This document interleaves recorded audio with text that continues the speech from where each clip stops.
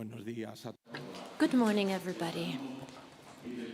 I would like to greet you on behalf of the Pablo VI Foundation in Madrid that nowadays hosts this international event on nation building and internationalism in the Christian social thought with the title Towards a European Participatory Citizenship within the framework of a permanent seminar on how Europe responds to the digital revolution and the transformation of work. I would like to greet Professor Angelo Maffeis, who's the president of the Paul VI Foundation in Brescia. And I would also like to express our gratitude and the honor that it is for us to organize this meeting between these two organizations that have the name of a great Pope VI in common. And we inherit his reflections and his work. For me personally, it is a huge satisfaction to be able to greet you all here today. I would like also to greet all of the speakers, our participants today, and I would like to thank them for being here, and I would like to thank them as well for the contributions that I'm sure will be incredibly enriching. I would also like to particularly greet His Excellency Mariano Crociata, the President of Economy, who's visiting Spain for the first time since he took on the role of the presidency of this episcopal institution. Welcome, Monsignor. And I would also like to thank the family of the Paul VI Foundation, his Director General, Mr. Avezuela, the director of this seminar, and all of those that have organized this wonderful event. Paul VI was a Europeanist, and our dear Eugenio Nassarro used to write or express himself about him in these terms. Because of his biography, his doctrine, and his spiritual journey, he followed the European integration process closely, and he encouraged everybody to continue and persist in this path without ever forgetting his roots. You dedicate your effort, this is Pope Montini's words, to achieve a united and peaceful Europe. This is a wonderful ideal that is dignified for a new generation that has learned important lessons from the tragic experiences of the last wars. And this responds to a vision, the Pontiff used to say, to a modern and wise perception of this historical moment in which peoples live in an interdependent state, and they have the conviction that the Christian faith can make of the world a global fraternity, and that's why we encourage your work. It's a very difficult path, but that it is essential and vital for the Europe of tomorrow and probably for the world in its entirety. These are words that seem very current, and these are words that he expressed to the Young Europe Center participants during an event during the Second Vatican Council. In the Council, he had the process of the European unification in mind. After praising the advances in order to achieve a united Europe, he said, there are contrasting interests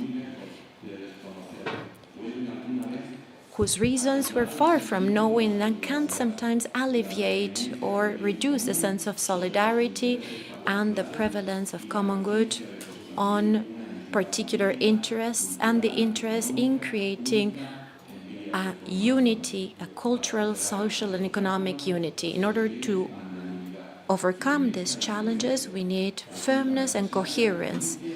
We need to make concessions and sacrifices for everyone. There have been many years since Paul VI said these words. Many of his wishes have come true, as we see a united Europe nowadays. However, the challenges that he identified are still very current nowadays. Our purpose with this event is to keep on reflecting about the old challenges and new challenges in Europe by looking at the construction of Europe in the past, so that we can think about this new Europe as a space for participation for all of us who are members of Europe, based on unity and diversity, on dialogue and solidarity. We're all Europe, and we're all called to keep on building Europe in this new scenario. For this task, Christian churches with other religions are still called to provide Europe with a soul. Paul VI used to say, and he did say in 1976 when he talked to European bishops, we need to awaken Europe's soul, because that's where the roots of Europe's unity lies. So I wish you all, my dear friends, a happy event. Thank you very much.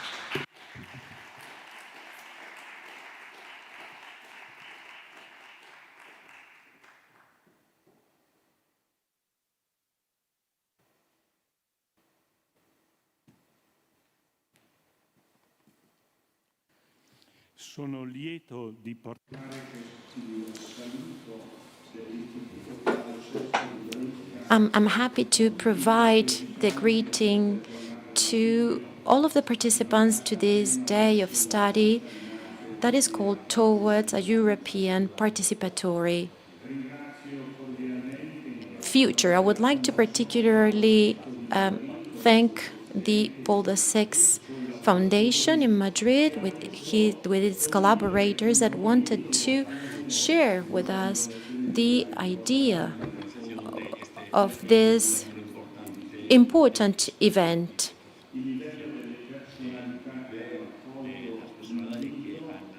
The level of the personalities that have accepted this invitation and that have agreed to provide their contributions to this event underlines the importance of this topic for the future of our countries and of the entire European continent.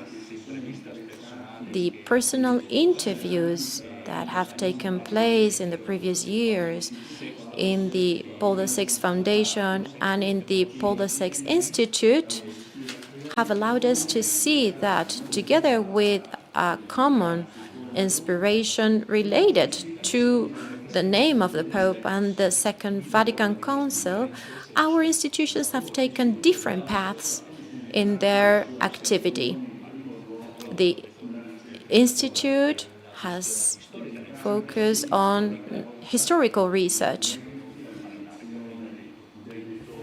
trying to gather documents and sources related to the life and activity of Pope Montini and Paul VI and his pastoral activity. The Paul VI Foundation, on the other hand, has focused on updating the social doctrine of the Church, particularly when it comes to the new problems related to culture and society.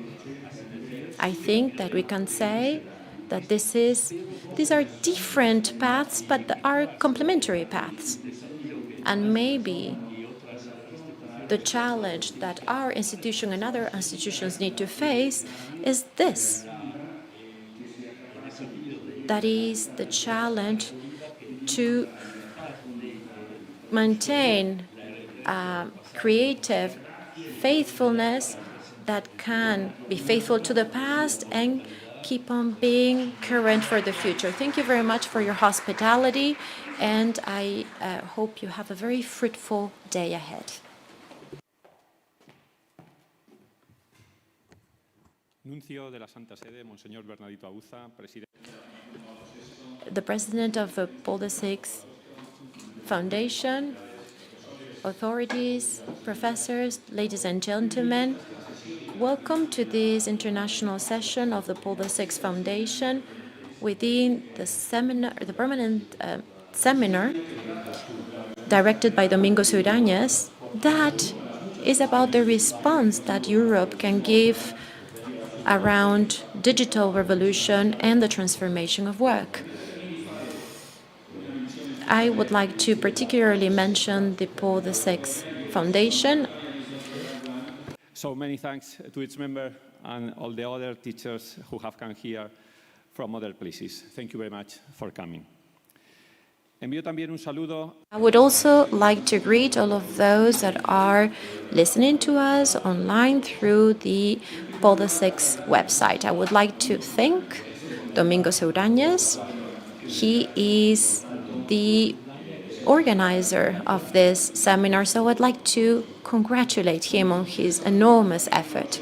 As you know, the Paul VI Foundation was created by Herrera Oria Cardinal in 1968. It's a cultural institution of higher education, and it focuses on different socio-cultural activities, and it promotes training programs on bioethics, science, dialogue with policy, with society, social economy, artificial intelligence, environmentalism, or humanist ideas. Since the 70s, the foundation, through its Faculty of Social Sciences, that then took on a different name, tried to disseminate the social Christian thought through the new technologies. That's how we called them back then. In the 90s, we created the faculty and the Institute of Technological Studies. Now, it promotes initiatives in matters of technology in order to debate governance, digital development, and exploitation of digital data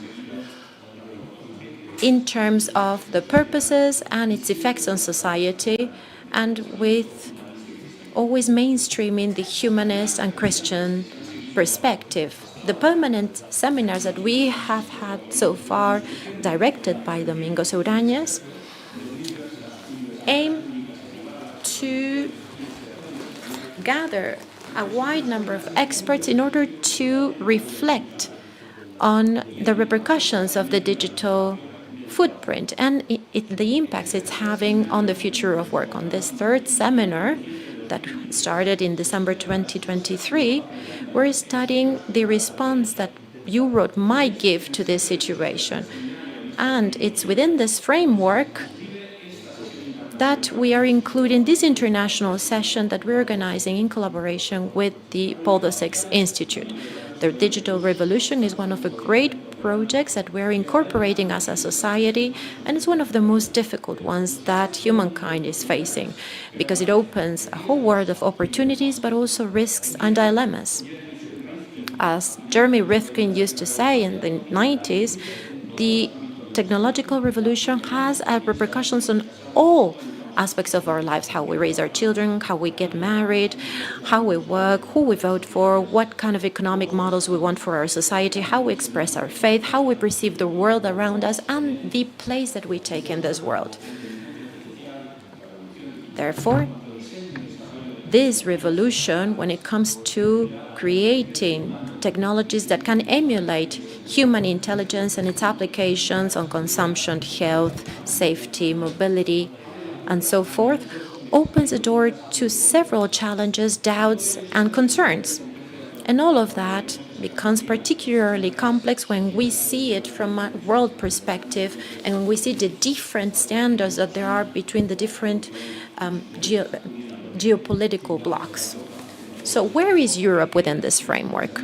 What's left of its Christian thought, of its values, of its principles when it comes to applying them to all of these new projects that the world is presenting to us? Well, in order to find out more, I would like to give the floor to the director of the seminar, Mr. Domingo Sugranyes. Thank you very much.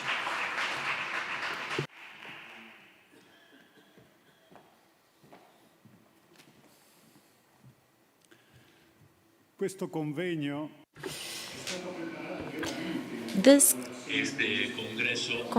Congress has been prepared together with the Paul VI Institute in Brescia. And therefore, I would like to thank this institute, and we have the honor to present this common initiative that was born a year and a half ago in the beautiful headquarters of the museum, very near the house where Paul VI was born. So I would like to thank Professor Simona Negruzzo, who has been a wonderful correspondent during all of these months of hard work. I would like to thank her particularly, and all of the colleagues from the Paul VI Institute. The program that we have ahead of us is an international program. And Jesús has said it, and Monsignor Ginés has said it as well. Today's day is part of the Socioeconomic Ethics Seminar in an effort to understand and reflect about the technological revolution that we are experiencing nowadays and its impact on the future of work. We have tried to count on different disciplines and provide them with time to really foster a fruitful dialogue. But of course, it's all mainstream with the social Christian thought. But the aim is to have very concrete conclusions. This is very ambitious work because it covers geopolitical aspects, demographic aspects, migration aspects, cultural world aspects, in order to return to the economy, the future of human work, and the future of the distribution of income. We would like to try to find out what is the future for the model of market economy, how we will place ourselves in a context that is dominated by the big powers of the digital sphere. And these are concerns that are transnational, and therefore the response must be a European response. And how capable are European institutions to give a response in order to channel this revolution, to provide a framework that protects personal freedoms and that promotes competitiveness within Europe? Within this context that let me reiterate, we've been working for 18 months, we wanted to take a pause along the path in order to reflect about European citizenship. This is a topic that has been debated here and in other countries, because sometimes we don't look at European integration with sympathy. We're not going to delve into that aspect because all of the people who are going to participate in this event today are Europeanists. But what does it mean to be a Europeanist? Well, Pope Paul VI was a Europeanist. How do we relate with this supranational reality? Is it compatible with the national horizon, not to say a nationalist horizon? We'll have to cast our vote in a couple of weeks. But how do MEPs represent us? We need to remember that the social Christian thought inspired the founders of Europe. But being here, we have to keep on asking ourselves about the Christian contribution in the secularized world that in which we are nowadays, in which the voice of the church is a reduced voice and sometimes is not even understood. We need to update the heritage, the social heritage of Christian churches, so that they can keep on contributing something that is more necessary than ever to today's Europe. In order to achieve that goal, we need to rediscover ourselves, which are the central and focal points of the Christian message on society, without feeling nostalgic about our past. This is what we're going to try to do today in 5 stages. During the first stage, to start, we're going to listen to Professor Negruzzo, who's going to be talking about Paul VI's thinking about Europe in the 60s. And we're going to hear the response by Professor Laboa on the influence of Pope Montini on the Spain of those years that was far from a democratic consensus. During the second session, we will come back to current times with a Spanish constitutionalist, Leopoldo Calvo Sotelo, who would respond to an Austrian professor, Professor Schlangweit, and an Italian journalist, Carlo Muzzi, to ask how an important part of sovereignty resides nowadays on European institutions affects European citizenship participation. The third session would provide elements to reflect by two specialists, Professor Bastagno and Professor Beckmans, to understand how the construction of Europe is still based on values and how these values are understood from our multicultural reality nowadays. After lunch, we will hear the president of Comillas, Mr. Crociata, that I feel honored to greet nowadays, on the role of Christian churches within the context of a secularized Europe. And we will have the response from different interesting voices. And then in order to wrap up, we're going to start multiple dialogue after listening to two essential leaders as former President Van Rompuy and Prodi, and they will have the response by former Minister Íñigo Méndez de Vigo, a researcher, Adrian Paps. We're very happy to have you despite the distance. Then we'll have a member of the European Parliament, Victoria Martín de la Torre, and a distinguished professor of moral theology, Julio Martínez. And all of this in order to feed our own reflections and help us come to terms with the fact that we are European citizens, we have the corresponding rights, but we need to exercise our duty as citizens as well. Thank you very much. And now I'm going to invite Professor Belén Becerril and Professor Negruzzo and Professor Laboa in order to start the historical session.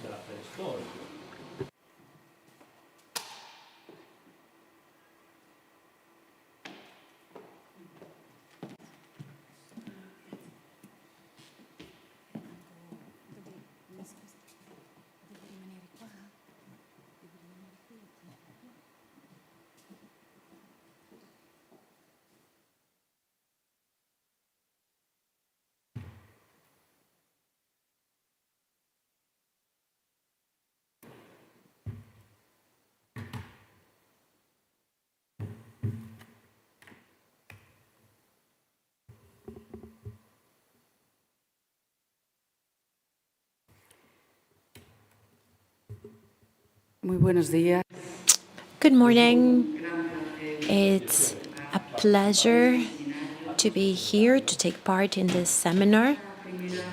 In this first session, we're going to be talking about the European building process after the war according to the worldview of Paul VI. Before introducing the speakers, I would like to remind the audience that is here and those that are seeing us through the website that you can ask questions, and you can do so using WhatsApp, both in English and Spanish and Italian. We have a telephone number that I'm going to remind you of later. We have code 34 and then 659-043-284. Let me repeat, 659-043-284. Well, it's a pleasure to introduce you to Professor Simona Negruzzo, who will be speaking about Paul VI and European unity. Professor Negruzzo is an associate professor of modern history in the University of Pavia, where she teaches courses on modern and Christianity history. She's the author of several works on these topics. And then we will hear from Professor Juan María Laboa, who is doctor in the history of the church by the Gregorian University of Rome. He has a PhD in history by Complutense University. He teaches on church history. He will be speaking about Paul VI in Spain. I would like to start by remembering Eugenio Nazarre, with whom we spent a long time in this institution talking about these topics because we miss him dearly. And I would like to recommend to all of you this edition of Paul VI nowadays. He writes a wonderful article, and I would like you to bear it in mind. I would also like to remember some words by Paul VI before I give the floor to Professor Negruzzo that I particularly like. When he talks about European unity, he says that is the happy conclusion of a sad story. Professor, what can you tell us about Paul VI and a united Europe? Thank you very much. I'm going to get started. And I would like to start from the end. On the 11th of September of 1978, at the opening of Parliament session, President Emilio Colombo paid tribute to Paul VI, who died at Castel Gandolfo on the evening of the 6th of August. It was not a formal eulogy, but rather a participatory and moving speech intended to retrace the main lines of a pontificate animated by a message of reconciliation in a world torn by conflicts. The entire magisterium of Pope Montini had been inspired, according to Colombo, by a high ideal in defense of man and especially in favor of the poor and oppressed, and sustained by a deep yearning for justice and peace.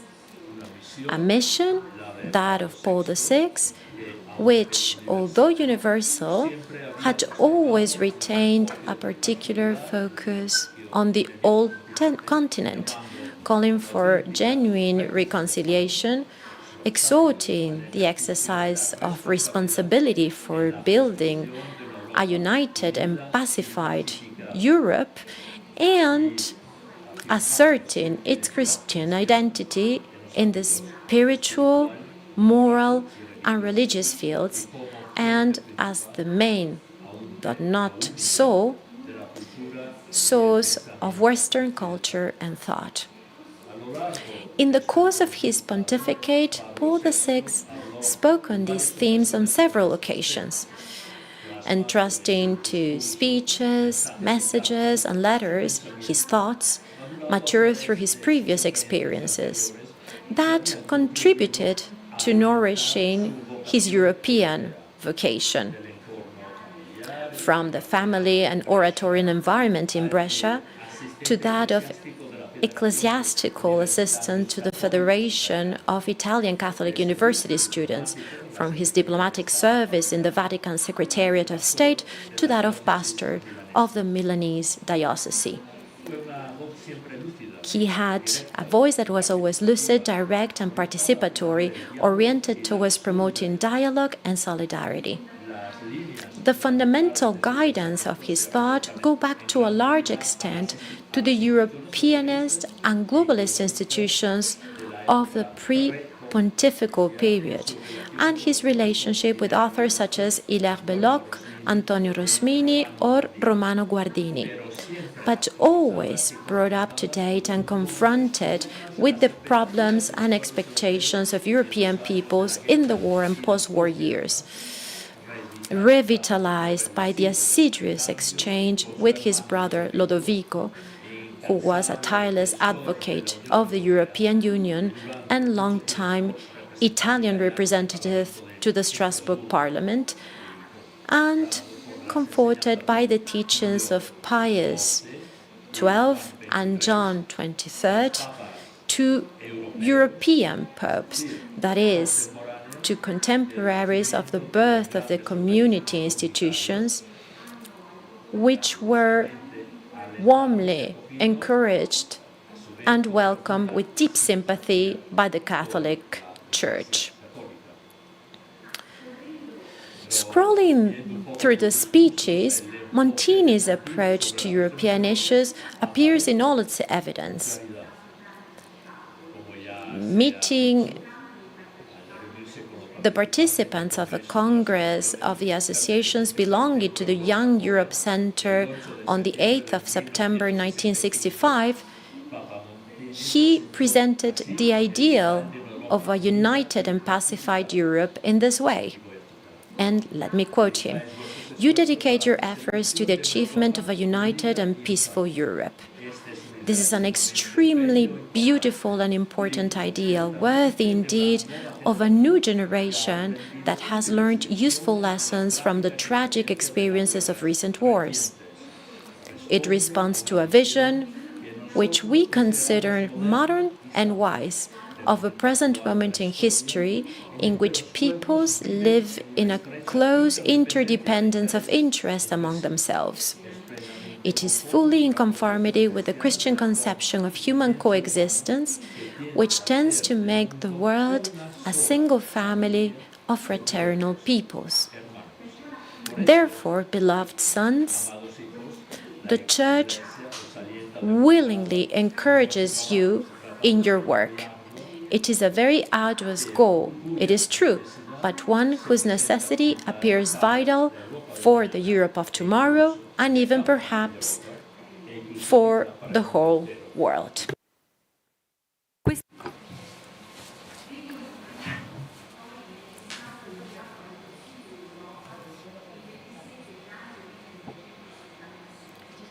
These concepts are reiterated in the message sent to the Council of Europe on 26 January 1996, a sort of spiritual testament on the European unification process in which the echo of Popularum Progressio resounds. Europe, according to Paul VI, linking itself to the worldwide perspective of the encyclical, is first and foremost a continent of peace and solidarity. It must also help the progress of the poorest people and cannot be perceived only as a trade alliance. According to Montini, the goal of true peace was to be achieved not only by breaking off hostilities, but also by overcoming the mutual hatreds and resentments arising from the wars that had marked Europe in the first half of the 20th century.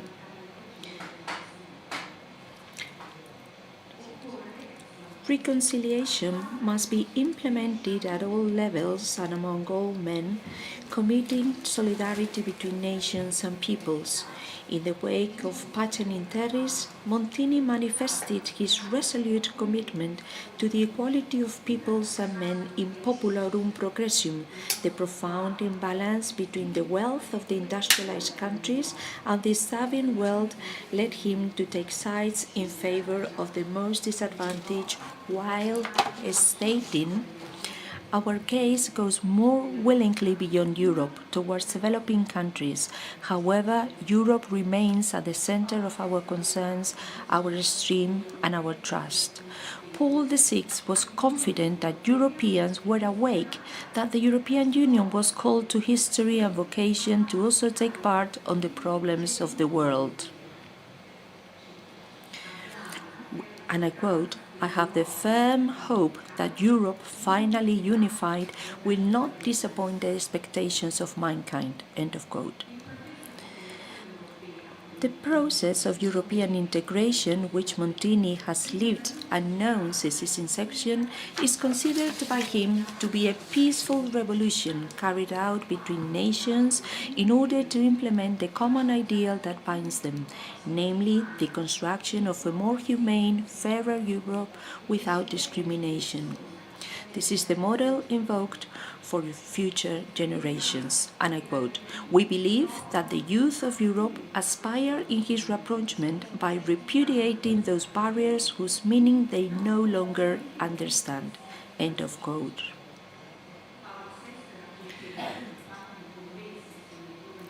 Paul VI was aware of how much it was incumbent on the younger generations to understand the value of this unifying construction that must harmonize particular riches and intermediate responsibilities in view of a higher common good. And I quote, "We are firmly convinced that the cause of European unification will eventually triumph over all obstacles. The latter may perhaps hinder and even slow down, but not definitely halt, the march towards unity of those peoples whose history and geography led them to understand each other and not to live in an unstable equilibrium or in a situation of continuous antagonisms." End of quote. Likewise, as universal pastor, he takes up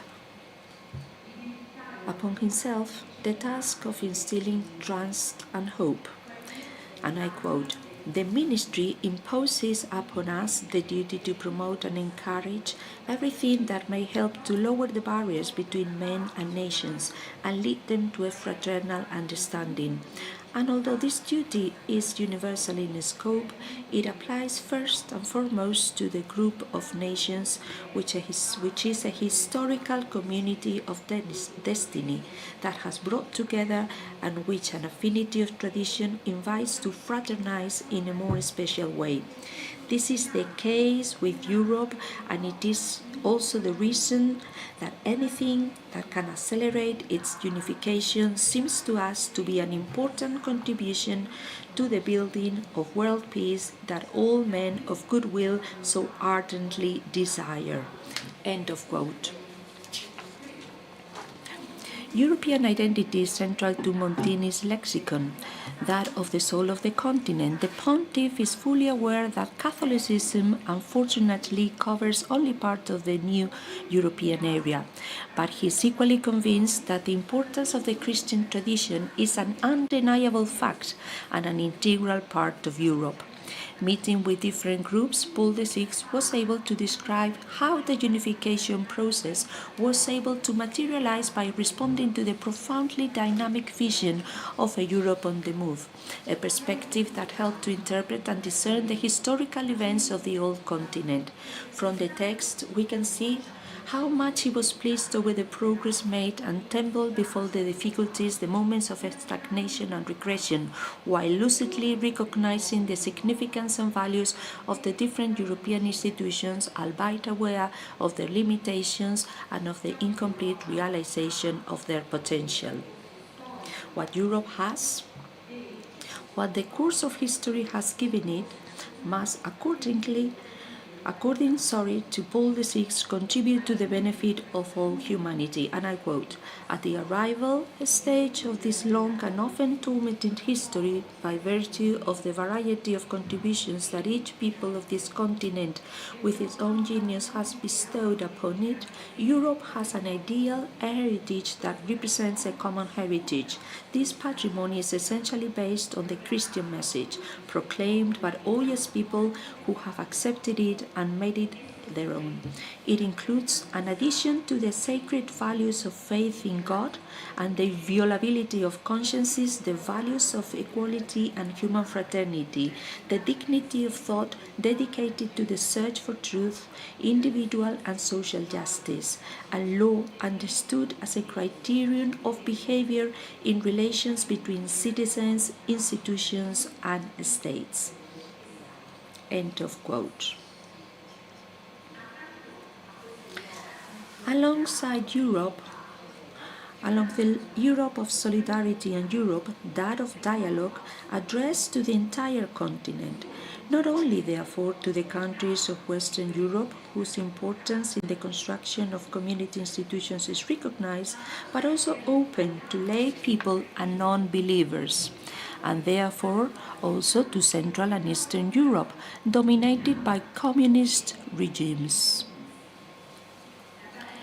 The Holy See's participation in the conferences was very important both because it represented a moment of union of all European countries under the banner of security and cooperation, and because the principle of religious freedom was introduced in the final act. Not only for believers, but for all men, in the spirit of the conciliar declaration Dignitatis Humanae. And I quote, "Within this framework, the participating states will recognize and respect the freedom of individual to profess and practice, alone or in a community with others, religion or belief, acting in accordance with the dictates of its own conscience." End of quote. The building of Europe for Montini is rooted and guaranteed in the profound and cultural and spiritual dimension that cannot be reduced to technical or economic issues.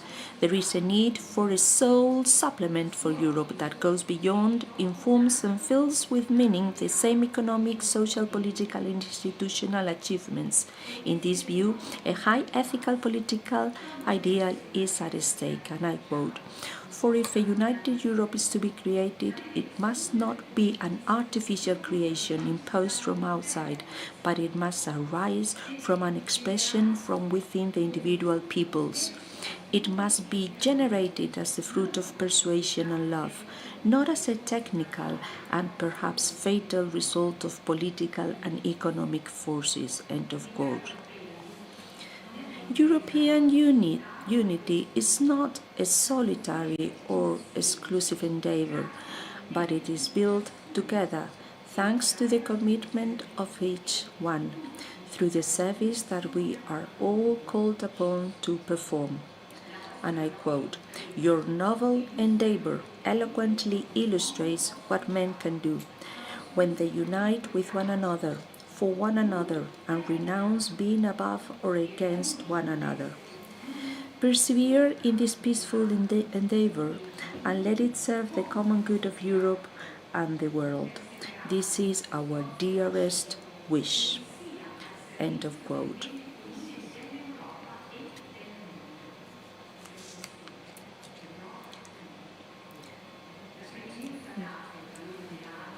The preeminence given to ideal values, the formation and dissemination of humanitarian mentality and a common culture is evident in the belief that, I quote, "the Catholic faith can be a coefficient of incomparable value to infuse spiritual vitality into the fundamental unitary culture, which should be the animation of a socially and politically unified Europe." End of quote. Following in the footsteps of Pope Pacelli, Paul VI considered the Christian faith to be the soul of Europe, Christianity to be the heritage and inheritance of European history and its criterion for unification.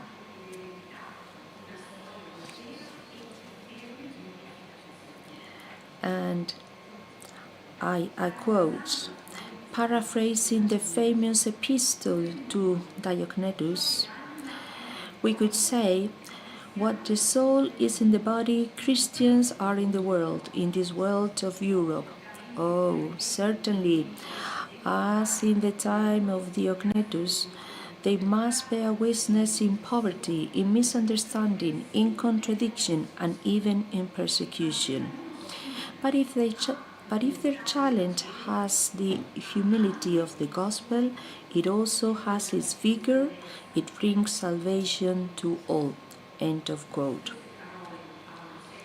It should be noted, however, that this reference to the Christian soul of Europe excluded for Paul VI any nostalgia for the Middle Ages and its Christianity, and focus rather on the contents ultimately traceable to the rights of the human person, which constitute that, and I quote, human moral and religious heritage largely inspired by the gospel, which has ensured and continues to ensure this continent a unique influence in the history of civilization. End of quote.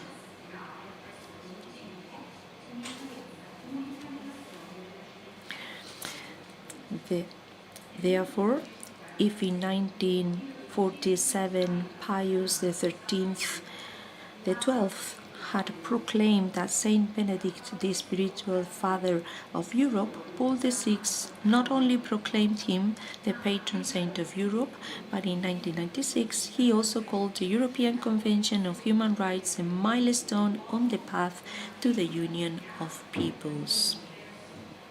Montini's Europe, where the East appears to be one of the fundamental points for the definite organization of the European society, is not and cannot be closed in on itself, but it must be open to the perspectives of the world. Against any resurgent Eurocentric temptation with a view to the redemption of the whole humanity, European unity appears as one of the most important steps towards the unification of the world. Hence, the consideration of historical mission, which consists first and foremost of being a teacher of true progress, helping developing peoples, Africa above all, not only to repeat the mistakes experienced in their own history, that is, to achieve technical and material progress, but animated and sustained by that necessary soul supplement brought by moral and spiritual progress. For Paul VI, this mission also includes the work of peace building in the knowledge that a united Europe would be a great step towards world peace. This unity, starting from the western portion, is a strategically indispensable instrument for achieving peace, both for overcoming the nationalistic division of mankind and for the exemplary formation of continental aggregations that reduce persistent international antagonisms. The perspective with which Montini looks at Europe is a purely pastoral one, since nothing that concerns the true good of mankind is foreign to the Church, and if the Church is interested in the problems of Europe, it does so by exercising a formative commitment to its citizens.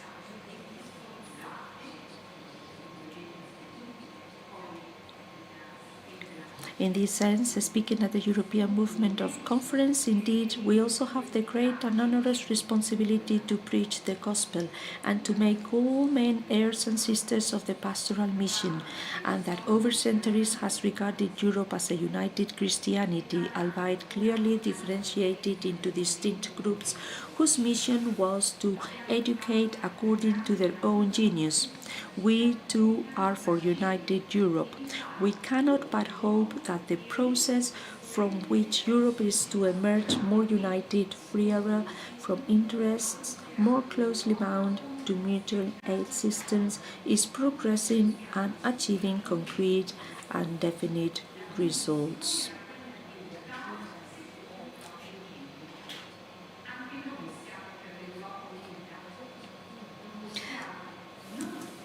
We are in favor of a united Europe,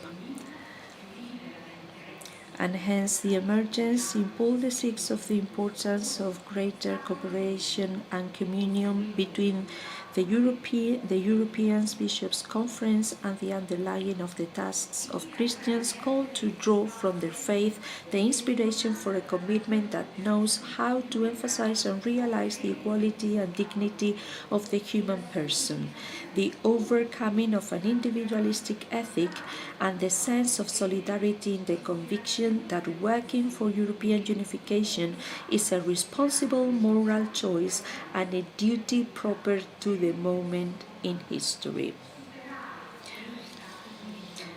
Montini adhered to the idea of an institutional construction of Europe, very open to all solutions in favor of peace, but at the same time firm on positions of principle, especially in the face of the Soviet Union and the alliance of the countries of the West with the United States.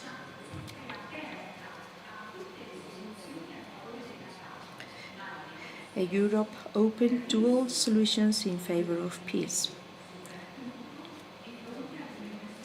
but at the same time firm on positions of principle, especially, as I said, in the face of the Soviet Union and the alliance of the countries of the West with the United States. He was convinced that only political and military union could protect peace, and that this would be guaranteed by building a reconciled and united Europe. In short, the Europe dreamed by Paul VI must become even more united to better serve the progress of the less fortunate peoples, working also to prepare together with the countries of the East, provisionally separated, a common and fraternal future, European unity from the Atlantic to the Urals.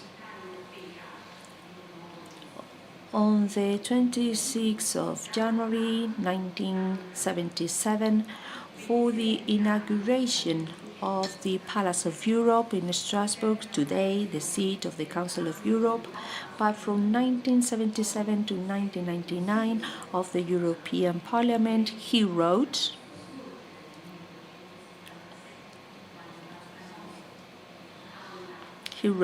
the following words that I quote: "While respecting the different currents of civilization and the competencies of civil society, the Church offers its help to affirm and develop the common heritage that is particularly rich in Europe. Unity must be lived before it is defined." End of quote. His words, calling for a Europe in solidarity and with a strong and coherent soul, shine a new light for us today. Words that do not only form the background to Pope Francis' pastoral action, but are now widely shared. Just think of the calls for European solidarity and the need for community lodged by Jürgen Habermas and Zygmunt Bauman. Words that therefore need a new, concrete translation. That is, a political solution that goes beyond the so-called functionalist European integration, in favor of an integration of peoples in which that deep soul of Europe, to which Paul VI referred, is recognized, that profound soul of Europe referred to by Paul VI. For us too, then, in the view of the day ahead, Paul VI wish can still resound in the following words. The following words that refer to persuasion and to dialogue. Persuasion and dialogue must also be present in the construction of the European Union. And this is the wish that can still resound. God bless your efforts and your labors in the service of the cause of Europe. Thank you very much for your attention. Profesor. Queridos amigos, cari amici, me permitís. Dear friends, I'm going to start by paying tribute to Pius XII. When he died, I was a seminarist working in Rome, And from the first moment at the Gregoriana, the young seminarists gathered there wanted the next pope to be Cardinal Mottini, which at the time was not a cardinal. He was at the time in Milan, but he wasn't a cardinal. We were a bit naive because we went to St. Peter's Square, waiting and hoping Papa Montini to be appointed as the Holy Pontiff. But I have to say that since that first moment, I became very affectionate of him. And this is very much related to my comments today. His influence, his determinant impact on part of the Spanish Church, in the sense that part of the Spanish Church collaborated actively in the transition to democracy.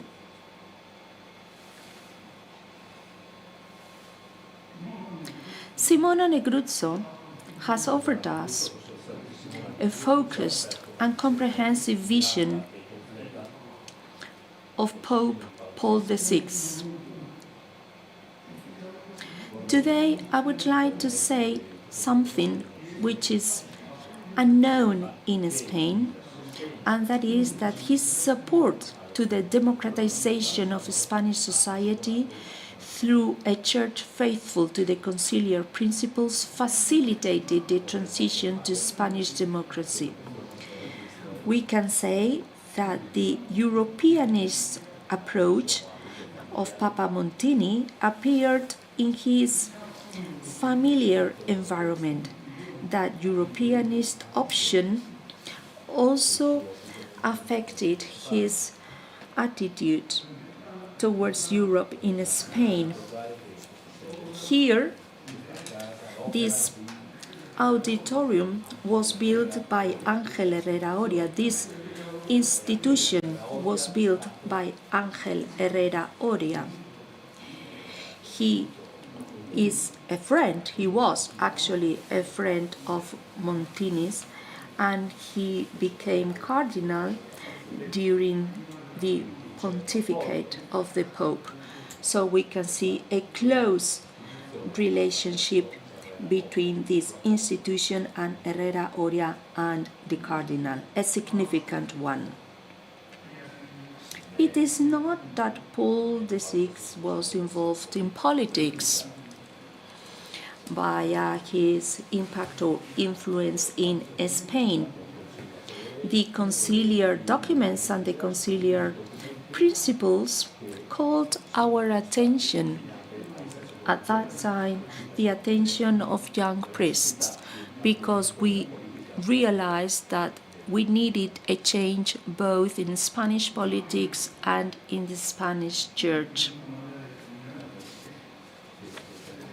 These influences on the Spanish church, and especially in Spanish young priests, had its repercussions, important repercussions in Acción Católica, and all created pluralism among Spaniards. The document Dominitatis Humanae was also a very significant document for the young priests at the time, who started to see and who started to realize that we needed to work in favor of a more just and closer society, closer to the people. Following these preliminary remarks, I would like to say that I am firmly convinced that Paul VI, with both his words and his ideas and decisions, was a fundamental step for Spain to become part of the European project. Let us just think of the Francoist regime and of the conciliar church that at the time did not want to have anything to do with Europe.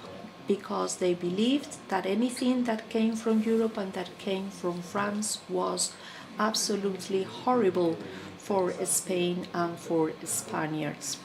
It is essentially to bear in mind here that Montini created much reserve and much objections in the Spanish regime. The first ambassadors coming from Rome, ambassadors to the Vatican, always referred to Montini that because of his traditional his family, because of the influence of his father, very close to Christian Christian democracy, that constituted an enormous risk to the church and to the regime and to society. At the time, all politicians and diplomats working in Rome and in Madrid considered that Christian democracy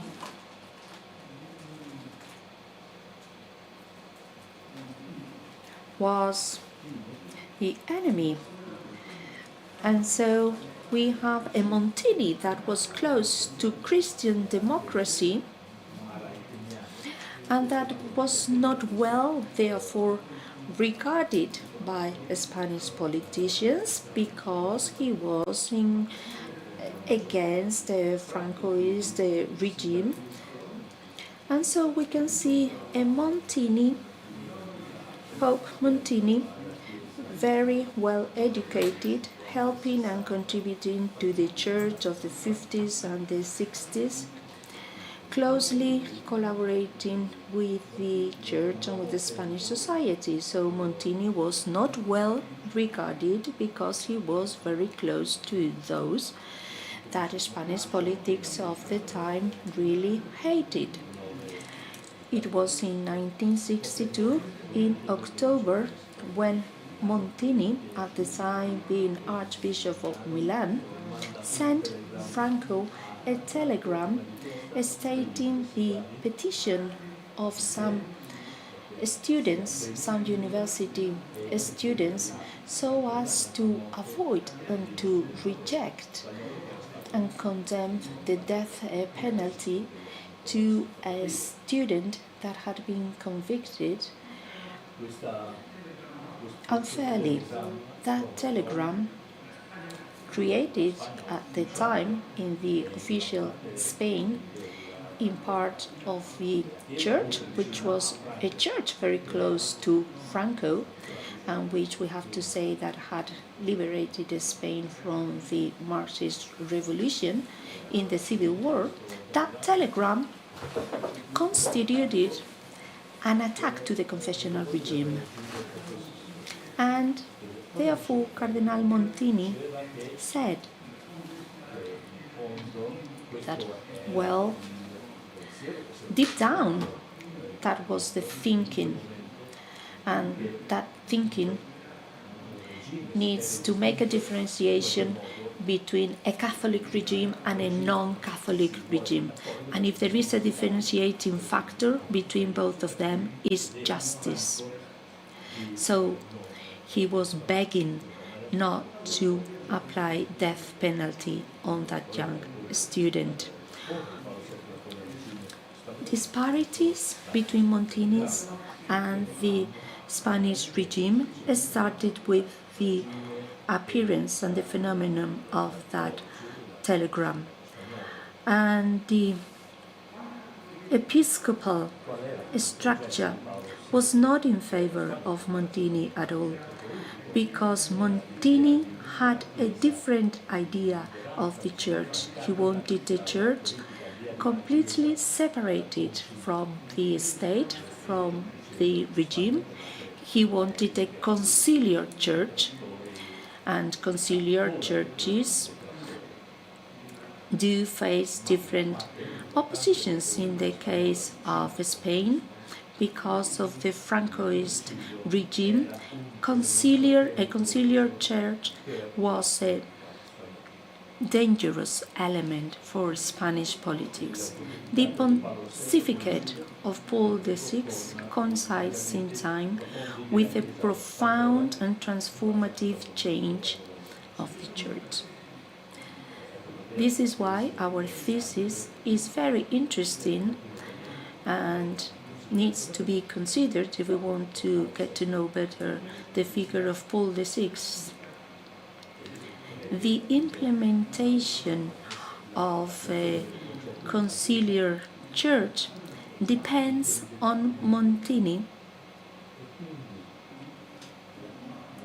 and also depends on the diplomat and religious policy in Spain, which are the men that work with Montini in Spain. I would like to say this in front of the Nunciature of Spain, the Nunciature in Spain, which have always been very important for Spain in its positive and negative aspects. On 1964, 1969, a speech is pronounced before the Pope. Paul VI answers him, provides him a reply, a general reply, and says, "Allow me to say something in a fraternal manner. I am concerned in Spain in relation to the episcopal structure in Spain, and our brothers and collaborators are working in the magisterium of salvation."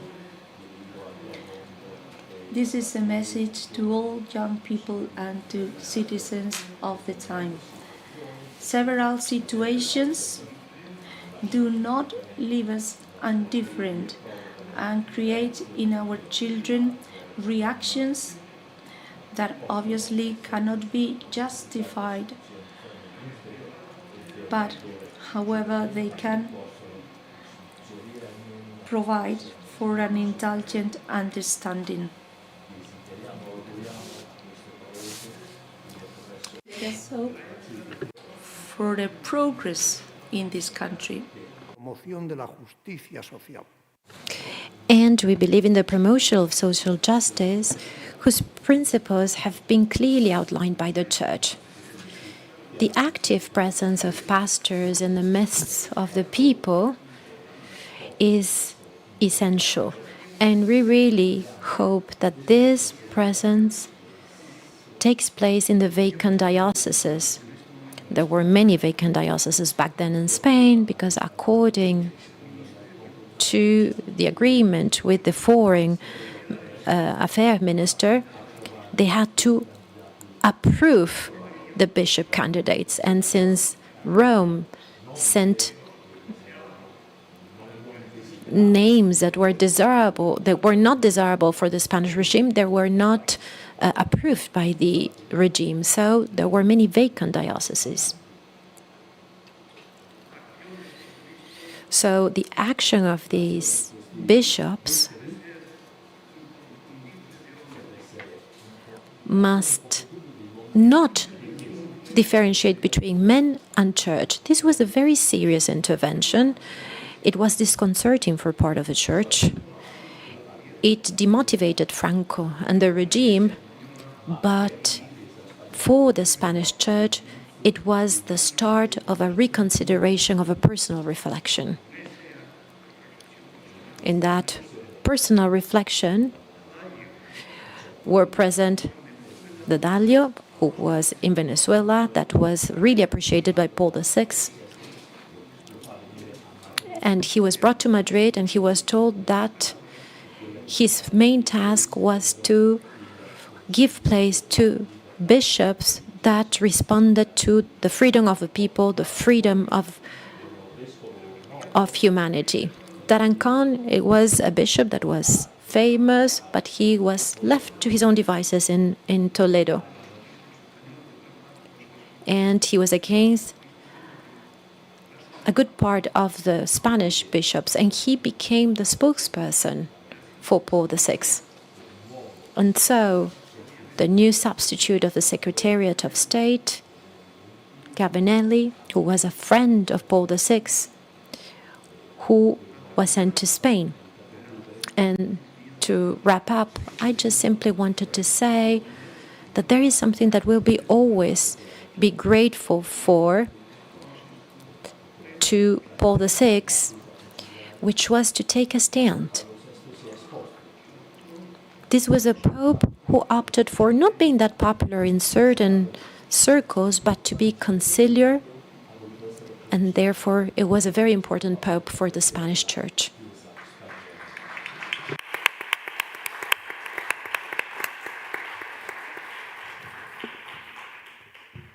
No sé si tenemos alguna pregunta del público.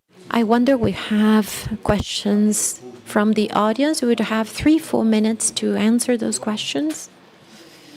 But if that's not the case, since we are running a little bit late, we're going to wrap up here. I would like to thank these wonderful interventions by our speakers. Thank you very much, and let's continue with today's session.